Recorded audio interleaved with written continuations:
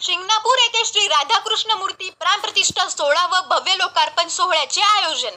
कोपरगाव तालुक्यातील शिंगणापूर येथे श्री राधाकृष्ण मूर्ती प्राणप्रतिष्ठा सोहळा व भव्य लोकार्पण सोहळ्याचे आयोजन करण्यात आले असून मठाधिपती परमपूज्य स्वामी रमेश गिरीजी महाराज समाधी स्थान संत जनार्दन स्वामी महाराज आश्रम कोपरगाव यांच्या शुभ हस्ते होणार आहे। या निमित्ताने संगीतमय श्रीमद भागवत कथा ज्ञान यज्ञ सोहळा आयोजन केले असून कथाव्यास भागवताचार्य ह.ब.प. मनसुख महाराज दहे डाऊज यांच्या सुमधुर वाणीतून सोमवार दिनांक 8/4/2024 ते रविवार दिनांक 14/4/2024 ठीक रात्री 8 ते 10 या वेळेत भागवत कथा होणार आहे। तरी पंचक्रोशीतील भाविक भक्तांनी भागवत कथा श्रवणाचा आनंद घ्यावा। या कार्यक्रमाचे ध्वजारोहण मठाधिपती श्री 108 महंत राघवेश्वरानंद गिरीजी महाराज श्री क्षेत्र कुंभारी, मठाधिपती श्री 108 महंत कैलासानंद गिरीजी महाराज रामेश्वर आश्रम मळेगाव थडी यांच्या हस्ते संपन्न झाले। पहाटे 4 ते 6 काकडा भजन, सायंकाळी 5 ते 6 हरिपाठ, रात्री 8 ते 10 संगीतमय श्रीमद भागवत कथा असा दैनिक कार्यक्रम असून सोमवार दिनांक 15/4/2024 रोजी सकाळी 10 ते 12 या वेळेत श्री विठ्ठल आश्रम गंगापूर यांचे काल्याचे कीर्तन होईल व त्यानंतर महाप्रसादाचा कार्यक्रम होईल। तरी पंचक्रोशीतील सर्व भाविक भक्तांनी या अनमोल सोहळ्याचा लाभ घ्यावा व पुण्याचे वाटेकरी व्हावे। या कार्यक्रमाचे आयोजक समस्त ग्रामस्थ शिंगणापूर, संजीवनी गेट, करंजी, बोलकी, गोपाळवाडा, सवनसर, अंबिकानगर व समस्त कोपरगाव पंचक्रोशीतील अगणित भाविक भक्त असून शिंगणापूर, नवचारी, ज्ञानाई गोशाळा, तालुका कोपरगाव येथे हा कार्यक्रम होणार आहे।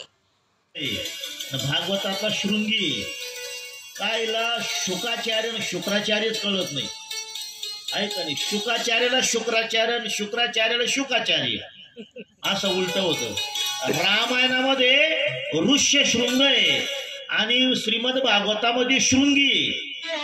शमीक ऋषी ध्यानस्थ होते आणि ध्यानस्थ असल्यामुळं ब्रह्मानंदे लागली टाळी, कोण देहाते सांभाळी। ध्यानस्थ होते तेवढ्यामध्ये राजा आला आणि राजाच्या डोक्यात विचार सुचले, राक्षसी विचार। राजा म्हणतो मी या नगरीचा राजा आहे आणि माझ्या नगरीच्या परिसरामध्ये हा साधू राहतो, पण मोठा ढोंगी दिसतोय। मी आल्यानंतर मला शाल सत्कार स्वीकार करायला पाहिजे, यानं माझा सत्कार करायला पाहिजे, माझं पूजन करायला पाहिजे। मला पाणी सुद्धा देत नाही, तहान लागलेली आहे। इकडं तिकडं बघितलं, कलीनच मेलेल्या सर्पाचं रूप धारण केलेलं होतं। तो मेलेल्या सर्पाला मुंग्या लागलेल्या होत्या। राजानं तो सर्प बाणाच्या टोकानं उचलला आणि ऋषीच्या गळ्यात टाकून दिला।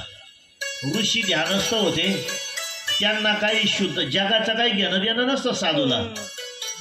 आणि मग मात्र तेवढ्यामध्ये राजा निघून गेला। त्यांचा शृंगी नावाचा मुलगा आला आणि बघितलं की आपल्या वडिलाच्या गळ्यात कोणीतरी मेलेला सर्प आणून टाकला। हातात पाणी घेतलं, शापा जपी शारा जपी, शाप देऊन टाकला शृंगीनं।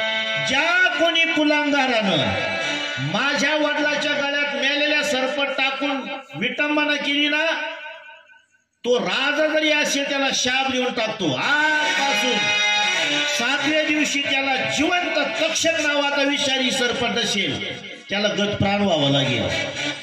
कलीचा पहिला बळीचा बकरा राजा परीक्षिती। राजा परीक्षिती सर्प गळ्यात टाकून दिला। आले आपण घरी आल्यानंतर बघा, कोपरगावून घरी गेल्यानंतर डोक्यातल्या टोप्या काढून ठेवतो कुटीला, कारण टोपी एक टोपी करायला 15 रुपये लागतात। किती आपण 18 आहे का आता? 20 दारानं कुठं मला पैसे द्यायचे, 2 ज्यादा। कल्पना करा, राजा परीक्षिती घरी गेले म्हणजे राजमहालात गेले, नियमाप्रमाणे डोक्यातला मुकुट काढून ठेवला। जोपर्यंत मुकुट होता तोपर्यंत राक्षसी विचार होते। मुकुट काढला, राजानं डोकं चोळायला सुरुवात केली, विचार बदलले। राजा म्हणतो अरे अरे अरे अरे, काय दोष होता त्या साधूचा? निवांत त्यांच्या मस्तीत दंग होते ते। गायनाचे वडे आपुलिया छंदे, मनाच्या आनंदे आवडीने, आणि ते त्यांच्या भजनामध्ये दंग होते, समाधीमध्ये दंग होते। काय नुकसान केलं त्यांनी माझं? पण मी किती विचित्र स्वभावाचा, काही नसताना उलट साधूची सेवा करायला पाहिजे होती माझ्याकडून, ती न करता माझ्याकडून अपराध घडला। न जाणून साधूचा शाप मला बसल्याशिवाय राहणार नाही हे विचारच करत होते. तेवढ्यामध्ये इकडं घटना घडली. शमी ऋषींना जाग आली, मुग्या नसू लागल्या आणि डोळे उघडले. तेवढ्यामध्ये शापही ऐकू आला. मुलानं शाप दिलाय. स्वतःच्या मुलाला सांगितलं, अरे अरे अरे अरे बाळा, आपल्या नगरीचा राजा आहे ना, एवढा दंड देण्याला पात्र नाही रे बाळा. फार दयाळू राजा आहे, परंतु एवढा कुठे दंड देत असते का? त्याला अपमान असेल तर होऊ दे अपमान, काय फरक पडतो? कारण साधूला मानापमान दोन्ही सारखेच. मानापमानयो तुल्य तुल्य मित्रारी पक्षयो. मान आणि अपमान दोन्ही सारखेच. कशासाठी शाप दिला? बरं एक करा आता, शाप खोटा होणार नाही ना, मग त्या राजाला जाऊन कळवा का तुला शाप